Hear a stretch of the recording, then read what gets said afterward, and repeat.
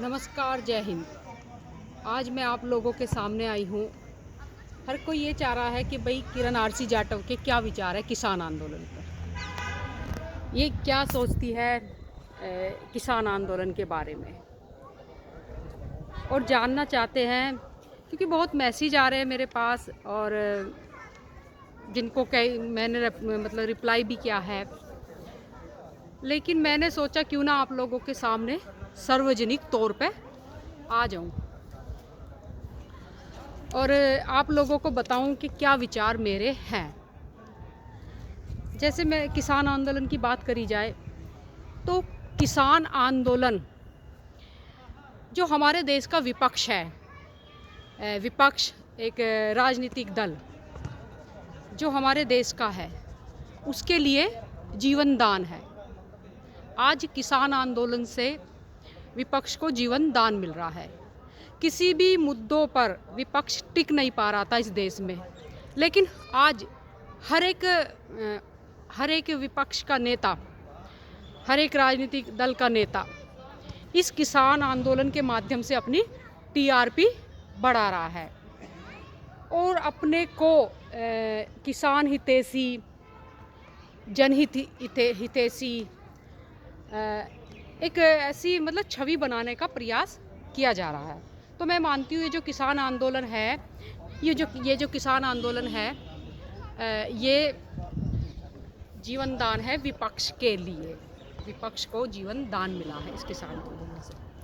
और दूसरी बात यह है, राकेश टिकैत जी एक किसान नेता है और उनके पिता भी एक किसान नेता रहे हैं और अच्छी छवि के किसान नेता रहे हैं।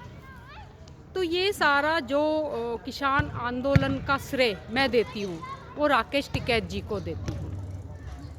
उन्होंने बड़ी हिम्मत का कार्य किया इस आंदोलन में अपना लठ गाड़ने का, मैं उनको श्रेय देती हूँ।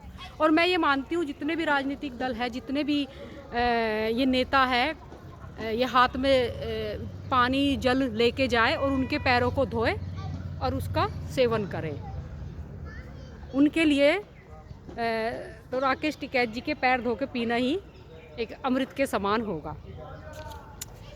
और दूसरी बात यह है, मैं एक स्वतंत्र विचार वाली एक महिला हूँ, एक लड़की हूँ, और मैं अपने विचारों को स्वतंत्र रूप से रखती हूँ। मैं किसी सरकार के दबाव में नहीं, किसी विपक्ष के दबाव में नहीं है। जो मेरे मन में आता है मैं वो बोलती हूँ। तो मैं ये सोचती हूँ कि कोई भी जब आंदोलन खड़ा होता है तो वो आंदोलन अधिकारों पे खड़ा होता है। जिस भी आंदोलन में अधिकारों को महत्व दिया जाता है वो आंदोलन टिकता है। और हमारे देश में संवैधानिक रूप से जो महत्व दिया गया है वो अधिकारों को ही दिया गया है, कर्तव्यों को नहीं। लेकिन समाज में रहने वाले हर एक व्यक्ति के दो कर्तव्य होते हैं, एक सामाजिक कर्तव्य और एक नैतिक कर्तव्य, या कह लीजिए एक सामाजिक कर्तव्य, एक वैधानिक कर्तव्य। जो वैधानिक कर्तव्य है वो कानूनी कर्तव्य होते हैं, जिसको इस देश में तो देखो बाध्य नहीं करा जाता उन कर्तव्यों को करने के लिए। हालांकि बहुत सारे अगर सही तरीके से देखा जाए तो कानूनन अपराधी, अगर हम अपने वैधानिक कर्तव्यों को ना निभाएं, कानूनन अपराध है। लेकिन फिर भी इस देश में कर्तव्यों पर जोर इसलिए नहीं दिया गया है क्योंकि हमारा जो संविधान है वो हमें हमेशा अधिकारों का ही पाठ पढ़ाता है, जबकि उसमें हमारे मौलिक कर्तव्य भी है। तो हमारे देश की जनता अपने मौलिक कर्तव्यों को भूलकर सिर्फ अधिकारों की राह पर चल रही है। अपनी राष्ट्रीय संपत्ति को नहीं देख रही, राज्य की संपत्ति को नहीं देख रही कि हमारा राष्ट्रीय संपत्ति, राज्य की संपत्ति के प्रति क्या कर्तव्य है, हमारा इस देश, इस पर्यावरण के प्रति का क्या कर्तव्य है।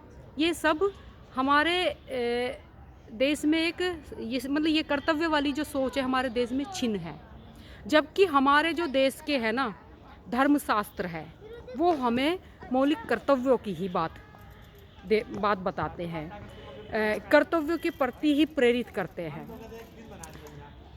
मान लिया जिस तरह मैं मानती हूँ कि मेरा जो अधिकार है वो आपका कर्तव्य है ना, और जो आपका अधिकार है वो मेरा कर्तव्य है। अगर ये भावना हमारे देश में पनप जाएगी तो ये जो हमारे देश में उग्र आंदोलन हो रहे हैं, जिस तरह अभी 26 जनवरी को हमारे देश का तिरंगा जिस स्थान पे लाल किले पे हमारे देश का तिरंगा लहराता है, आज उस स्थान पे एक धर्म संप्रदाय एक ऐसा चिन्ह वहाँ पे ऐसा मतलब झंडा लहराया जिससे हमारे देश का तिरंगा अपमानित हुआ है, हमारे लाल किले का वो ध्वज अपमानित हुआ है। तो ये सब हमारे देश में एक ऐसी धारणा, एक ऐसी विचारधारा चल रही है जो सिर्फ अधिकारों को महत्व देती है। तो मैं मानती हूँ हम लोगों को अपने धर्मशास्त्र की ओर भी बढ़ना चाहिए, और जिस दिन हम अपने धर्मशास्त्रों की ओर बढ़ेंगे तो हम अपने कर्तव्यों को पहले करेंगे। कर्तव्यों की सीढ़ी से ही हम अधिकार प्राप्त कर सकते हैं। तो यही मैं कहने आप लोगों के बीच में आई थी, और विपक्ष को जीवन दान मिला है इस किसान आंदोलन से। देखिए ये सब किसान का नज़रिया है कि इस बिल को वो किस नज़रिए से देख रहे हैं, वो सरकार का नज़रिया है इसके इस बिल को किस नज़रिए से देख रहे हैं। आज क्या हो रहा है, आज सरकार ऐसा लग रहा है जैसे किसान और सरकार के बीच की लड़ाई, और विपक्ष उसमें अपनी रोटियां सेक रहा है, ऐसा लग रहा है। तो मैं ये मानती हूँ सरकार को बड़े ही विवेकपूर्ण तरीके से इस आंदोलन को देखना चाहिए और इस समस्या का हल करना चाहिए, तभी हमारे देश की जो राष्ट्रीय और राजकीय संपत्ति है वो सुरक्षित रह सकती है।